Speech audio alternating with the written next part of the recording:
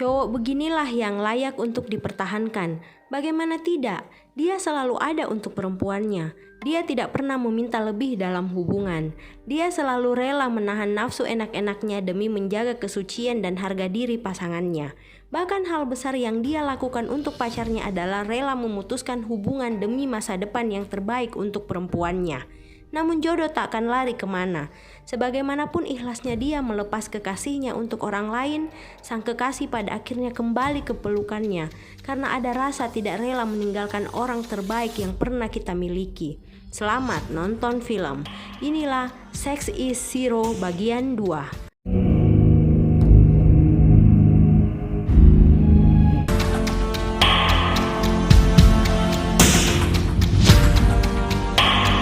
So-un harus melepas Yun-so untuk melanjutkan pendidikan ke luar negeri. Dia sangat patah hati, lalu mencoba untuk menghabisi nyawanya sendiri. Namun dia masih bisa diselamatkan. Saat dia berada di rumah sakit, dia terus meratapi kekasihnya itu. Namun di sana dia bertemu dengan gadis SMA yang juga dirawat karena kasus yang sama seperti dirinya, yaitu mencoba mengakhiri hidup. Dan mereka pun akhirnya akrab dan mulai dekat.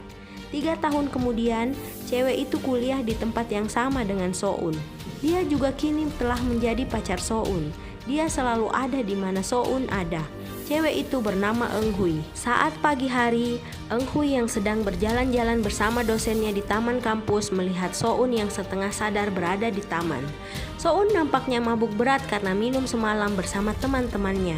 Akibat aksi So-un yang kocak, dosen wanita yang melihatnya histeris dan mengeluarkan So-un dari asrama kampus karena dianggap cabul. So-un lalu pindah kosan dan Eun-hui membantunya untuk beres-beres kamar baru. Eun-hui yang manja sangat bergantung pada So-un.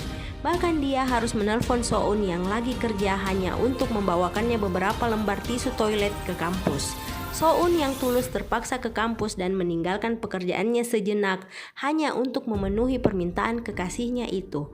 Namun saat sudah berada di dalam toilet wanita, dia tidak tahu di mana Eun-hui berada. Dia lalu mengintip bawah pintu toilet wanita di sana, membuat dia diteriaki cabul oleh wanita-wanita yang melihatnya. Karena malu, dia segera keluar dari toilet itu.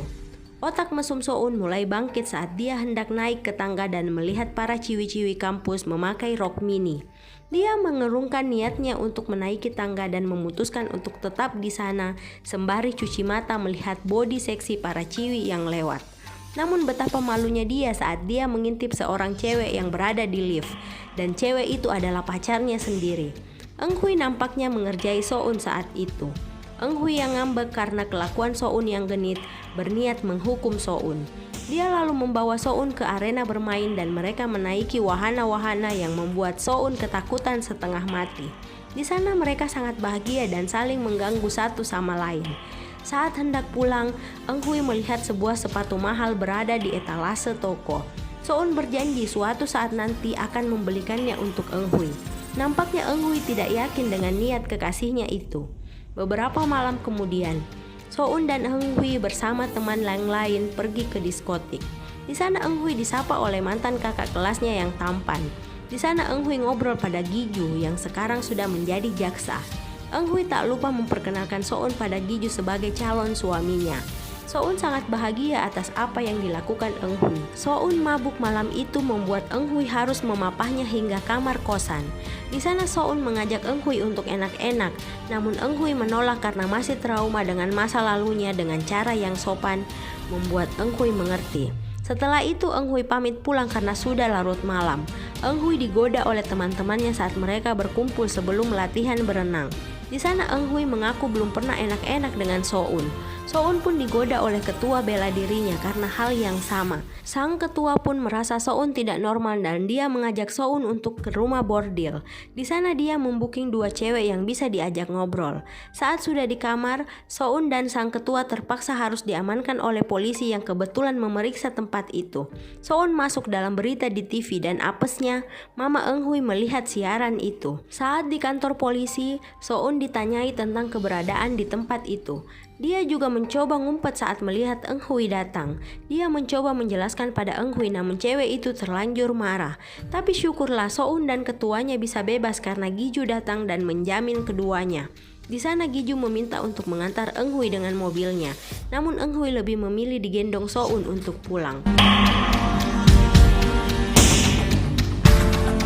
So-un dan Eng Hui bersama temannya sedang liburan di pantai sebelum hari pertandingan antar kampus dimulai. Di sana mereka nampak bahagia dan sukacita. So-un juga melamar Eng Hui di depan semua orang yang membuat Eng Hui sangat bahagia malam itu. Giju terlihat cemburu pada So-un yang dapat memikat hati Eng Hui.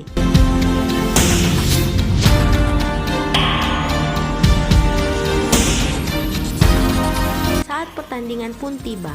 Di sana para universitas datang untuk bertanding dan menang.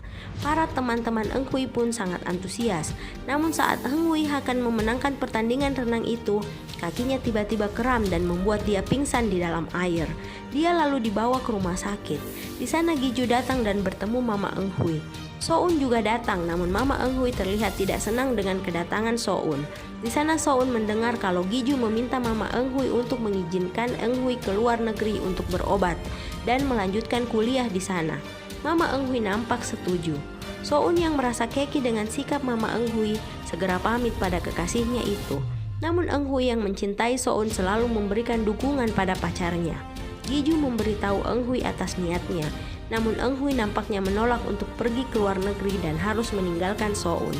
Mama Eng Hui juga terus meyakinkan anaknya untuk ikut dan hidup bersama Giju selamanya. Namun Eng Hui menolak sembari berkata, So-un adalah pria terbaik yang mau menerima masa lalunya yang buruk, masa lalu di mana keperawanannya dirampas paksa oleh gurunya sendiri. Saat malam ulang tahun Eng Hui, So-un mengirim pesan pada pacarnya untuk datang ke kolam renang. Terlihat dari kegelapan Eng Hui datang. Di sana para sahabatnya lalu berteriak mengucapkan selamat ulang tahun padanya. So-un juga berlari dan menempelkan kue ultah ke wajah Eng Hui.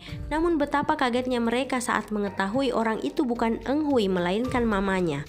Maksud kedatangan Mama Eng Hui untuk menemui So-un. Dia meminta So-un untuk menjauhi Eng Hui agar Eng Hui mau keluar negeri bersama Giju.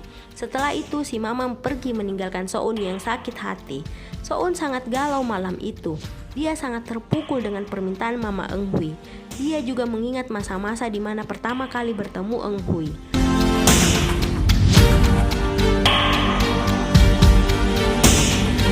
Malam yang lain, Eng Hui curhat pada sahabatnya kalau So-un tidak mengucapkan selamat ulang tahun padanya. Eng Hui sangat kecewa dengan sikap So-un. Eng Hui malam itu pingsan karena kebanyakan minum. Sang sahabat menelpon Giju untuk menjemput Eng Hui pulang atas permintaan So-un. Keesokan harinya, Eng Hui memaki-maki So-un karena sikapnya. So-un hanya berkata dia sibuk.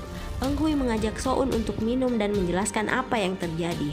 Di sana So-un terpaksa harus memaki dan menghina Eng Hui dengan kejadian masa lalunya, agar Eng Hui membencinya sesuai keinginan Mama Eng Hui. Dan benar, Eng Hui kecewa mendengar kata-kata So-un lalu menyiram So-un dengan air dan pergi. So-un dan Eng Hui sangat sedih terpaksa harus berpisah. Beberapa bulan kemudian, So-un yang sudah ujian akhir dinyatakan lulus. Semua sangat senang dengan kelulusan So-un. Eng Hui juga tengah siap-siap untuk ikut Giju ke luar negeri.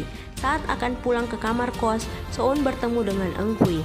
Di sana Eng Hui memberikan selamat atas kelulusannya. So-un bersikap dingin lalu pergi meninggalkan Eng Hui. Eng Hui mengajak So-un untuk ngobrol sebelum keberangkatannya. Di sana mereka sempat bersenang-senang. Eng Hui juga mengajak So-un untuk enak-enak di hotel. So-un yang awalnya menolak namun Eng Hui memaksa. Saat di kamar hotel, So-un meninggalkan Eng Hui dalam keadaan tertidur. Dia sangat sedih harus kehilangan kekasihnya itu. Eng Hui juga menangis di dalam kamar. Dia rupanya hanya pura-pura tidur.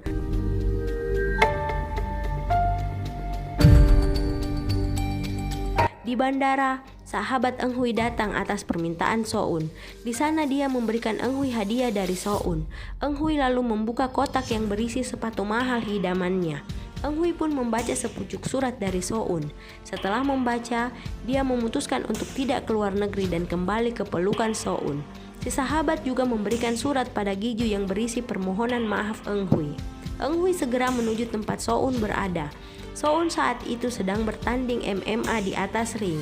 Saat dia terjatuh karena terkena pukulan keras, dia melihat Eng Hui berada tepat di hadapannya. Eng Hui memberikan semangat pada kekasihnya itu, membuat So-un kembali bangkit dan memenangkan pertandingan di menit-menit terakhir. Mereka pun akhirnya bersama. Terima kasih sudah menonton. Jangan lupa like dan share video seru ini. Jangan lupa subscribe juga ya. Selamat nonton film.